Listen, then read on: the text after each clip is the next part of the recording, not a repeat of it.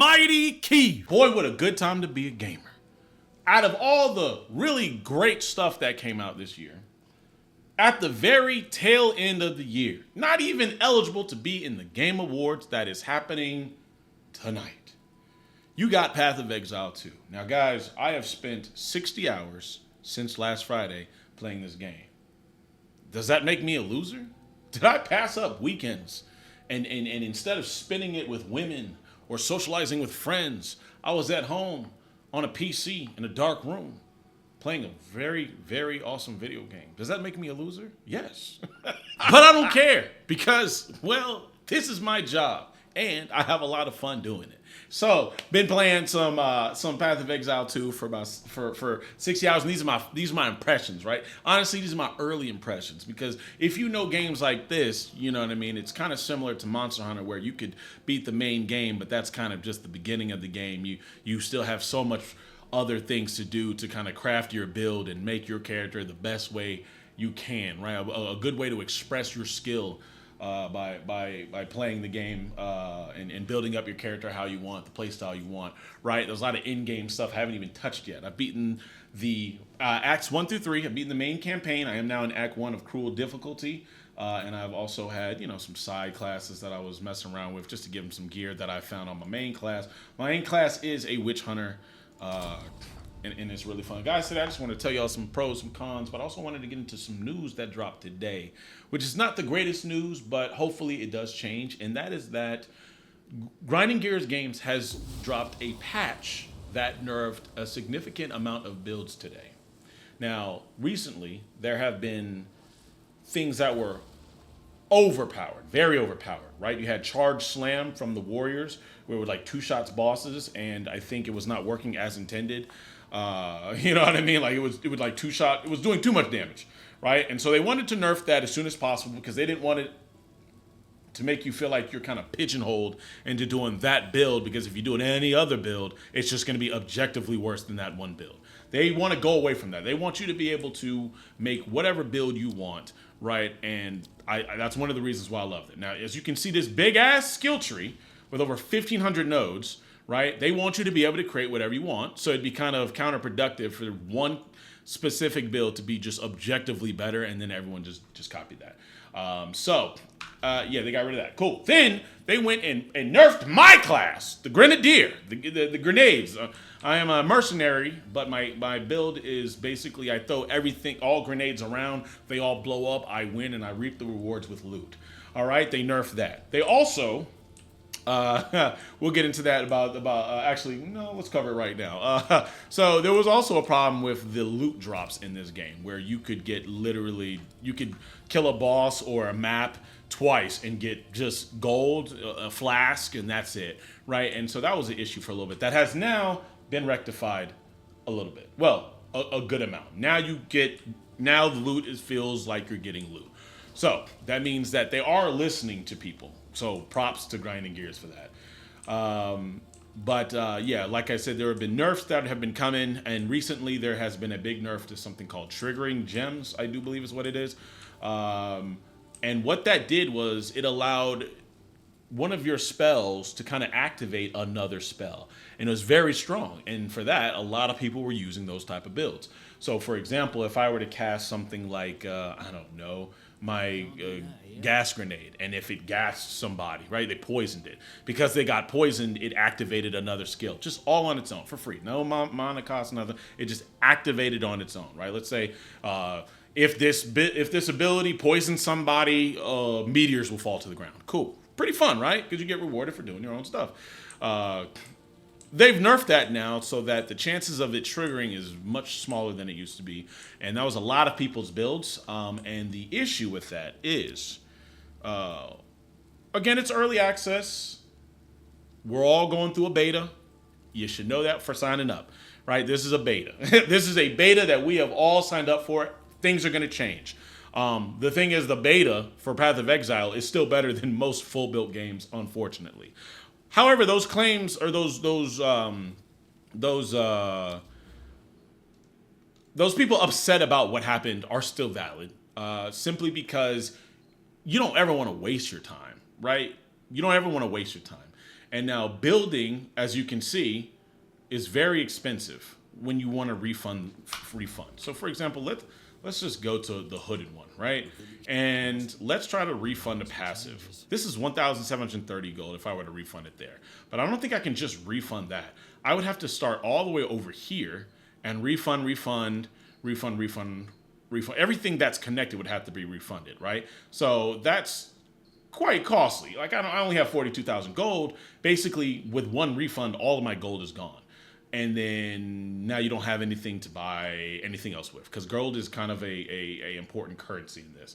And people are thinking that if you're going to break the game, not break the game, but if you're going to nerf a lot of builds to this degree, respecking should be free, or at least severely less cost. And I agree with that. I think during early access, since it is early access, I think respecking should be free until like you're level 50 or something like that, bare minimum. And I think that after that, you should, because once you get out of the main campaign, right, I think you're around level 45 to 50. So I think up until 50, it should just be free. You should be able to respect whenever you want. And then after that, it should start costing gold periodically. Still not crazy. Like, you should be able to refund 30 points for just like 5K gold or 10K gold. You know what I mean? So, yeah, there needs to be some changes about that. And Grinding Gear Games has been very good so far with patching, listening to feedback, like about the dodge rolls. There was a problem where you would get caught in between like a bunch of monsters, right? And you couldn't get out of it. And it almost felt like it was happening too fast, and you kind of got like punished for seemingly nothing, right? Because positioning is important in this game, but you could walk into a room, get immediately jumped by like mobs, and not have any type of like counterplay to it, and you just die because of that. And obviously, if you're playing a hardcore character, that's just absolutely inexcusable. But now they have shrunken the character's hitbox so that doesn't happen as frequently. So that's good, right? And you know, people will cry, oh, well, you're making it easier. You're making it easier because people complaining. I don't think that's making it easier. I think it's just a quality of life, because it's like, that's not supposed to be there anyway. That doesn't make it harder. It just doesn't punish you as much for things that are out of your control, right? You shouldn't be punished for things that are out of your control. That doesn't make the game harder. It just makes it not good, not well designed. So now that's been finished. So hopefully all that gets fixed. Hopefully the respec gets fixed and people can respec when they want. Yeah, and that's kind of the updated news about it. So let me go into what I do and what I do not like so far. I didn't want to be that guy to like always compare this to Diablo. But Diablo is kind of my only frame of reference when it comes to games like this, because I've played that to a unhealthy amount. I played 2, didn't really play 1 that much, but I played 2 through 4 an unhealthy amount, mostly 2 and 3. I played more on the tail. I played 4 when it first came out, stopped, and then played the tail end of 4 before this game came out, when they kind of revamped the loot and it was much better. But anyways, yeah, I played Torchlight, I played Grim Dawn. It's kind of the only other top-down ARPGs I've played, but Diablo's still the most. Okay, so one thing I love about this game, I feel like what I want to do can be achieved at any time. I feel like when I go to this passive skill tree and I want to make a build, right, I can just do it, right? You're allotted so many points in the game, and within that points, I feel like I can have enough creativity to go where I want and make kind of what I want. And I think that's really amazing. Another thing is that when you're creating, not just the passive skill trees, but when you're creating the game, which one is it? Boom. When you're creating these with your skills, right, you can kind of put whatever support gem you want in any slot, vastly changing how that skill is played. Something like that doesn't really happen in Diablo, right? You may get a support skill that will increase the damage by 20% or 10% or something like that. But like nothing that like fundamentally changes the skill super hard, right? I remember in sets, you would have sets in Diablo 3 where it's like leap barb, now causes now causes like grenades whenever, earthquakes whenever they leap and stuff like that. And that was good. That was fun. But that was more of like a one-time thing. Like you needed a set piece of gear to do that. Whereas this is just skill supports where you can change it at any time. So for example, if I wanted to do, well, I'm not going to be able to show it as much because of my passives, but like grenades, right? You're supposed to have just one grenade that gets shot at a time, but because of my passives, I have multiple that'll get shot at a time. But then you could have something like scatter shot, right? So you saw there was 2 right there, right? This gives you 2 additional projectiles to anything. It doesn't have to be, it could be to this weapon, it could be to this skill, to the next skill, to this skill, any skill you want. Right? It's not exclusive to a piece of gear or exclusive to one move. It's anything. So instead of 2 gas grenades, I can now have 4, right? And that's like, now there's a bigger area of effect. Everything in here is poisoned. Everything in here triggers. Now there's these explosions. You know, everything in there instead of just having one. And just that alone is something insane. And that's just like I said, one piece of thing. There's so many different things that can trigger on others. You could make a fire grenade have cold properties, freeze characters, right? Things that are just, if you think it, you can do it. And that's something I really like about this game. The tone of this game is so much better. I was one of the few people who accepted the arcadey style of Diablo 3 after Diablo 2. And then, of course, it started growing on most people, right? But it definitely was not Diablo. Like, Diablo 2 was gritty. It was dark. It was like, oh, my goodness. You know what I mean? Like, kind of like that gothic horror. And this is kind of what that game is as well. It's always stayed to that. There is no, like, deviation from that. And that's pretty sick. You know, it's going around, and there's places where you'll see like just disgusting bodies hanging from the floor, and there's people that get tortured, heads getting cut off. It's not, you know, it's pretty interesting so far. But for the most part, yeah, they've stayed to the theme that I like, which is that dark gothic horror. The story's interesting. It's not anything too crazy, but it's interesting so far. But you really want to play these games for the gameplay and the build variety. The RPG part doesn't come into the decisions you make in the story, but the decisions you make that come to the character. That's where the RPG part comes. You can have you could make the same, what's it called? You can make the same mercenary class, which is what I'm doing, 3 times in a row and be completely different. And they have ascendancies, which is your subclass. So once you get to a certain part in the story, you get to unlock this, and then you have your own points in here. There are 2 of these per character, and there are 6 characters right now. Okay? Eventually there's going to be 3 per character, and eventually there's going to be 12 characters. So that's a fuck ton of builds that you can do. Excuse my language. So yeah, it's gonna get pretty insane and what you can and cannot do. You know what I'm saying? And where am I going? What did I want to show you? I wanted to go back to this skill tree.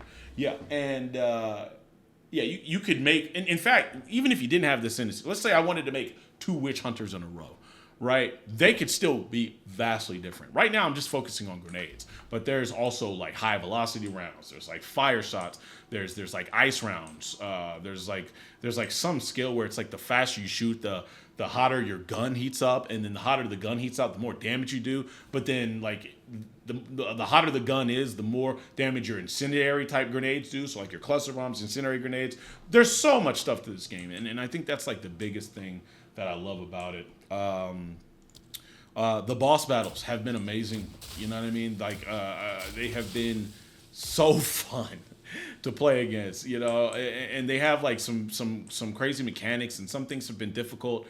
And speaking of the difficulty is why I like this game. Diablo 3 and 4 and you know, they usually are just like, all right, big group of enemies, throw off my brain, right? Have a YouTube video on my side, and just that kind of disassociate from life, right? It's almost therapeutic, where I'm just going around and just blowing stuff up while listening to a podcast or something like that, seeing big number get bigger, right? And that's the beauty of Diablo, in it being like simplistic, kind of like that. And once your build gets kind of ridiculous in this game, you could probably do that as well. I'm already doing like some crazy stuff to bosses, and as you can see, like there are times where mobs just comes up to me And and they just, and I don't really even, it kind of just, everything just explodes at one time. You know what I mean? If I just pack all these things in, and they'll just start exploding. What in the world? Oh, I didn't throw this grenade out. That's why. Okay, see, and then things just die. And you can do that, right? But when you first start the game, I'm kind of geared at this point. Not anywhere near as geared as optimal, but I'm much more geared right now. But when you first start the game, it's a challenge. It's like, whoa, you can't clear things too fast. It takes a while. You have to think. You still have to think right now, but you can start to feel kind of more of that power fantasy once you get like higher in level and beat the campaign and get better gear and get better gems and get better charms. You know what I mean? And get better passives and stuff like that. You can start feeling that crazy fantasy power that people go to when they want to play this type of game. Damn, this is going on for too long. Anyways, bro. But yeah, I've enjoyed it so far. Those are really good things that I love about the game. The boss battles are great. I love the way the animations were. One thing that turned me off from Path of Exile 1 is that it was just an old game. It came out like, I think, before Diablo 3. Or at least around that time. I mean, the animations were horrible. One thing I hated was that the field of view was so close up, you couldn't see what was attacking you from anywhere. And I was just, I played Path of Exile 1. I got a level 44 Marauder, never beat the campaign, never went into, in-game or anything like that. And I know that the game was good. I know that people were very ecstatic about it. But let's see if I can just talk to you guys while eviscerating this boss. We'll see. But in reality, bro. Oh god, she is taking so much damage. This shit is so funny. Oh my god. But oh no. But in reality, bro, I was just not the biggest fan of. Look how crazy that was, bro. This is cruel difficulty I'm in right now.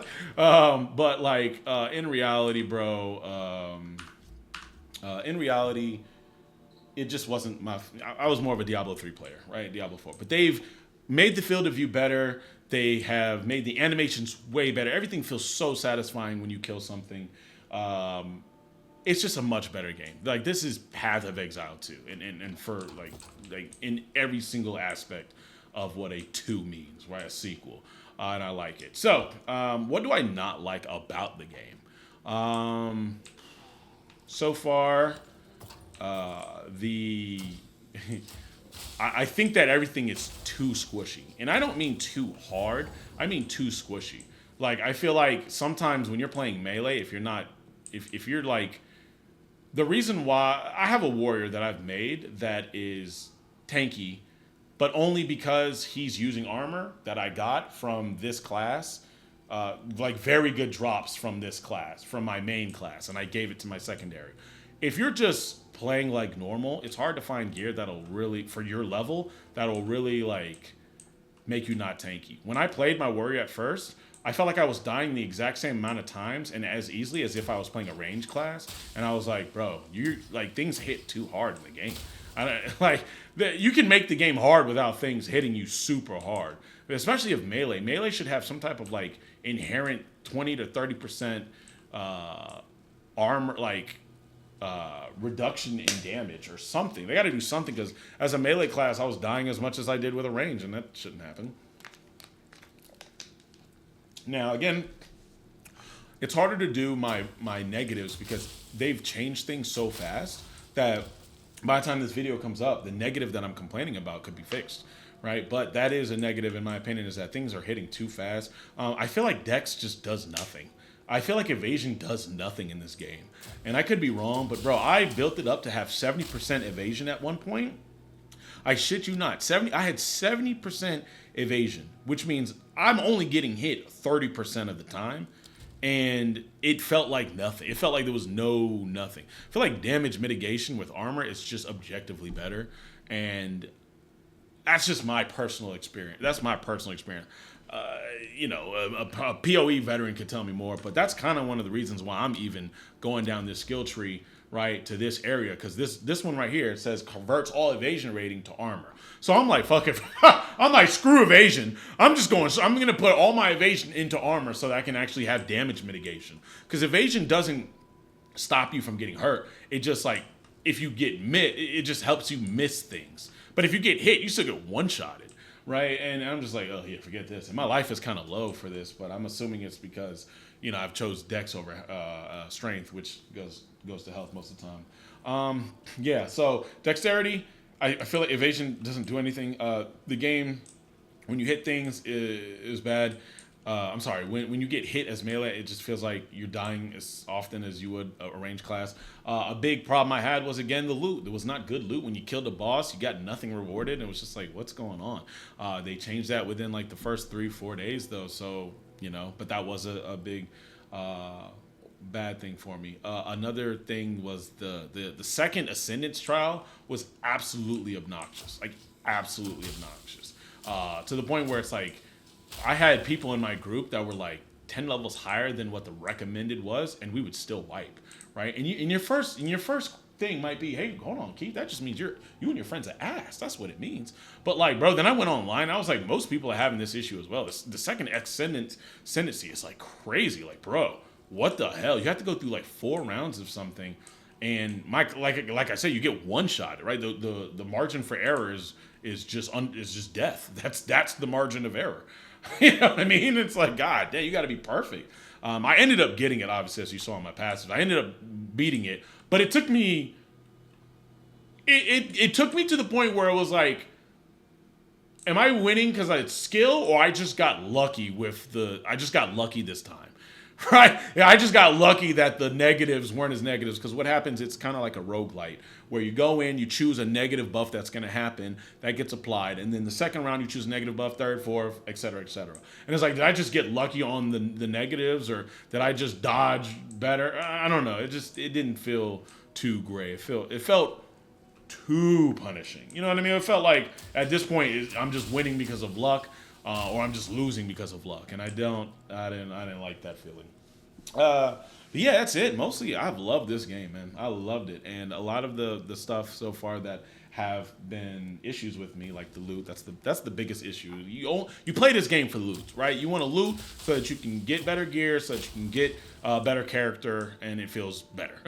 If that's bad, everything's bad, and they fixed that for the most part. So But we'll see. Anyways, guys, Game Awards are tonight, and I'm going to have a video on that tomorrow. I'm going to have a skit of Marvel Rivals and more content coming to you guys on this channel. So sub if you're new, and yeah, I love you guys. Take care. Peace. Also, let me know. You know what I'm saying? If you guys are on this game, let me know. Let me know how y'all feeling in it. All right.